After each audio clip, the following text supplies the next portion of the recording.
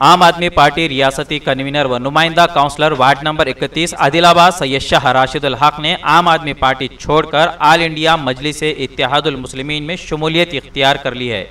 जैसे ही ये खबर सोशल मीडिया पर आम हो गई, आदिलाबाद के सियासी हलकों में हलचल मची हुई है और उनके दोस्त अहबाब, रिश्तेदार व दीगर की जानिब से सोशल मीडिया पर ही मुबारकबादी का सिलसिला शुरू हो गया।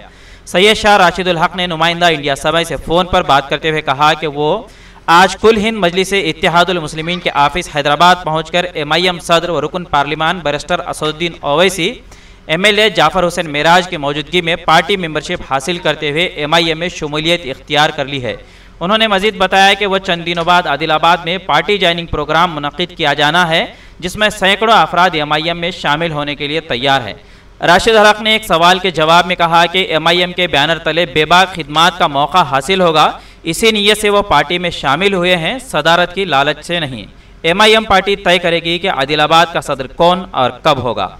वाज़ेह हो कि दिसंबर 2020 में आदिलाबाद के टाटीगुड़ा में उस वक्त के MIM टाउन सदर फारूक अहमद की जानिब से एक मामूली झगड़े में अपनी ही लाइसेंस याफ्ता बंदूक से गोलियां चलाई थी, जिसके बाद आदिलाबाद में MIM के तमाम बाड़ी को बर्खास्त कर दिया गया था, जिसके बाद से दूसरे पार्टियों से ताल्लुक़ रखने वाले अक़लियती सियासी क़ायदीन व समाजी कारकुनान मजलिस में शमूलियत की कोशिश में थे। ताहम राशिदुल हक ने पहल करते हुए मजलिस में शमूलियत इख्तियार कर ली है।